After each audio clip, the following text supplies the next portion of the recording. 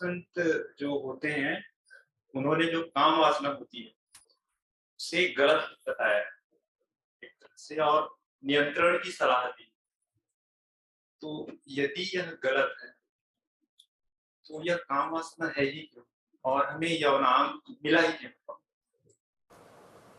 उसी में एक बात और कहते कहते भगवान ने क्यों बनाई? अगर ये चीज़ इतनी बुरी होती तो भगवान इसको बनाता ही क्यों? और भगवान की बात इसलिए ला रहा हूँ क्योंकि किसने बनाई ये जानना ज़रूरी है समझने के लिए कि क्या है। प्राकृतिक चीज़ है, ये प्रकृति ने दी है। भगवान इत्यादि से नहीं आई है। क्यों है? शरीर को है। तुम सिर्फ ये नहीं पूछते ना कि क्यों है, तुम कहते हो अगर बुरी है तो मुझ में क्यों है, तुम में नहीं है, शरीर में है। गलती इसमें नहीं है कि वासना वगैरह है, गलती इसमें है कि तुम सोच रहे हो कि तुमको है, तुमको नहीं है, शरीर को है। तुम्हारा प्रश्न ये है कि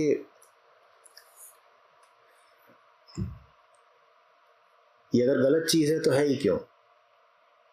वो अपने आप में चीज गलत नहीं है, शरीर के लिए है और शरीर के लिए उपयोगी है, क्योंकि शरीर को आगे बढ़ना है, शरीर को आगे बढ़ना है तो उसके लिए उसे वासना चाहिए।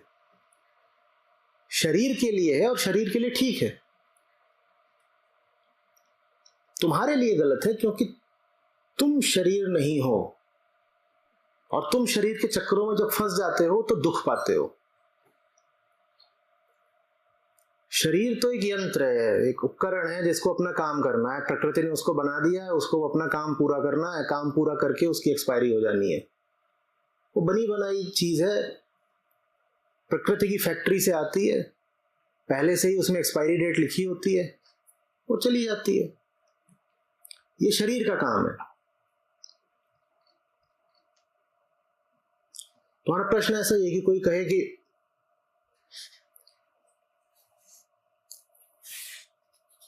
आचार्य जी क्या हॉर्न और बम्पर बुरी चीज होते हैं?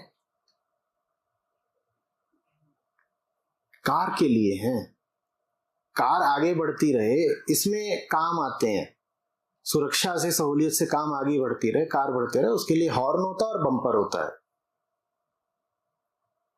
पर तुम अब कार ही बन जाओ, तुम कार से अलग अपना कोई वजूद ही ना रख पाओ और तुम दिन भर क्या करो, जाकर के किसी को बम्पर से ठोको और हॉर्न बजाओ, यही तुम्हारी जिंदगी बन जाए। दिन भर यही कर रहे हो, बम्पर ठोक रहे हैं फिर हॉर्न बजाया, बम्पर से मारा फिर हॉर्न बजाया, या पहले हॉर्न बजाया जब हटा नहीं तो जाके बम्पर से मार दिया। तुम यही बन जाओ तो तुमने अपने आप को खराब कर लिया ना। तुम में और कार में हमेशा कुछ अंतर होना चाहिए, वैसे ही तुम में और शरीर में कुछ अंतर होना चाहिए। शरीर की अपनी एक प्रक्रिया है, वो शरीर की है। तुम इसमें इतने लिप्त मत हो जाओ, तुम उसको इतना महत्व मत देने लगो कि यही तो जीवन है, यही तो जीवन है। शरीर के एक तल के इरादे हैं और तुम्हारा जो इरादा है केंद्रीय, वो बिल्कुल दूसरा है। शरीर के क्या इरादे हैं? शरीर के ये इरादे हैं कि यहां पर आचार्य जी बात भी कर रहे हो तो भी शरीर को जाना मूत्रालय की ओर है, ये तो शरीर के इरादे हैं।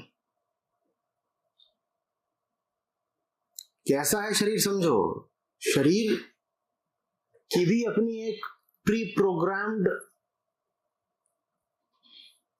ऑब्जेक्टिव है उसका।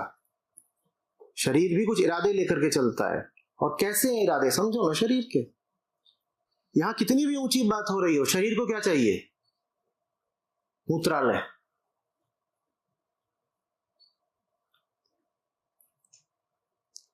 देवालय से उठकर शरीर किधर को भाग गया? मूत्रालय। ये शरीर है।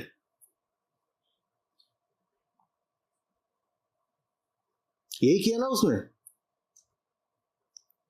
आपका इरादा क्या था कहां बैठने का? देवालय में। और शरीर का क्या इरादा था? चलो मूत्रालय चलो, और उधर मूत्रालय की ओर गया होगा, उधर उधर कहीं कैंटीन होगी तो उधर को भी जरा जब भोजनालय भी देख लें।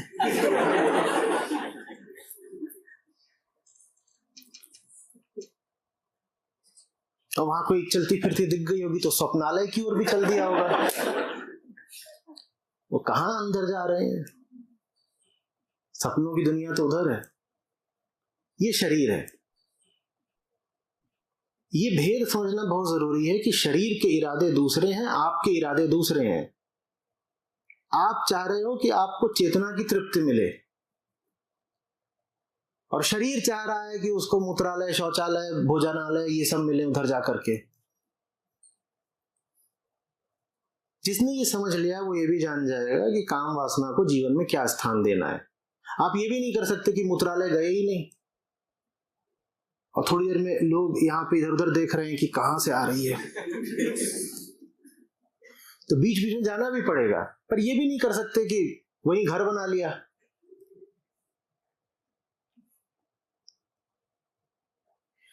खाना भी खाना पड़ता है, और ये नहीं कर सकते ना कि वही जीवन का उद्देश्य बना लिया कि क्या कर रहे हो, जी किस लिए रहे हो, खाने के लिए जी रहे हैं। अरे भाई, वो शरीर की चीज है, उसको दे दो, आगे बढ़ो।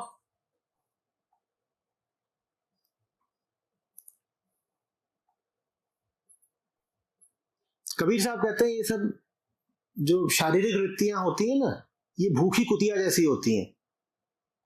इसको ऐसे रोटी फेंक देनी चाहिए, नहीं तो भौंकती बहुत है। जब भौंकने लग जाए तो इसको ऐसे रोटी फेंक दो बस। लेकिन ये थोड़े कि उसको गोद में बैठा लिया और उसको लगे चाटने, और दिन भर क्या कर रहे हैं, तो लाडो है, इसको पाल रहे हैं। रोटी नहीं फेंकोगे तो भी वो परेशान करेगी, बीच बीच में उसको फेंक दो, ले रोटी खा, चुप हो जा। तो एक सम्यक संबंध स्थापित करना पड़ता है शरीर के साथ।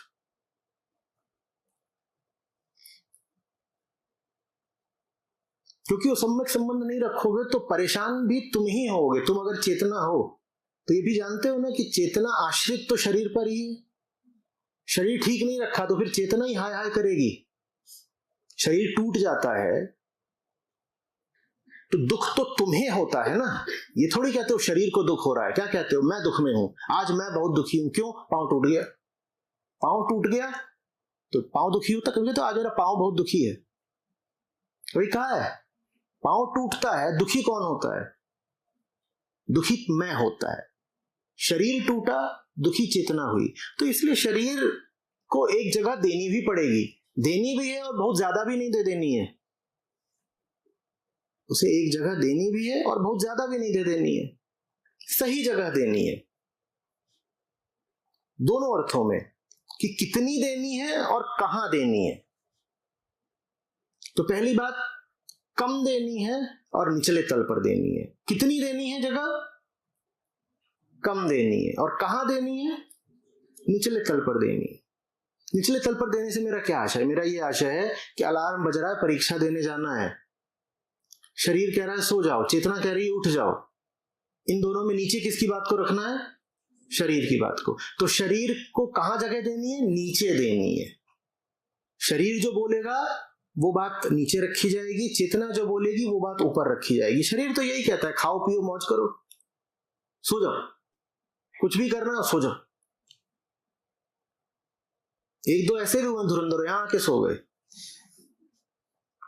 शरीर तो यहां भी सुला दे।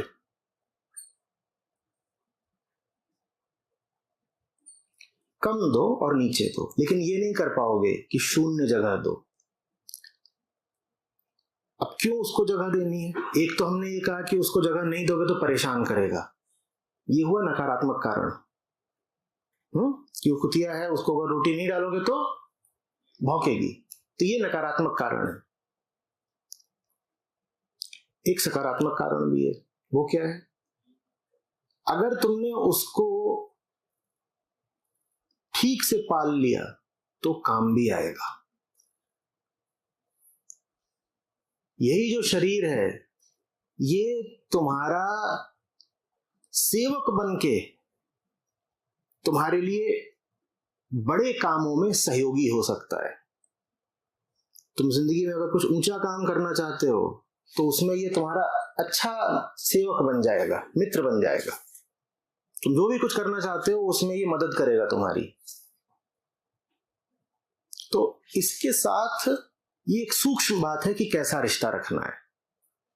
इसको सर पर भी नहीं चढ़ा सकते, साथ ही साथ इसके साथ एक अच्छा रिश्ता भी रखना है।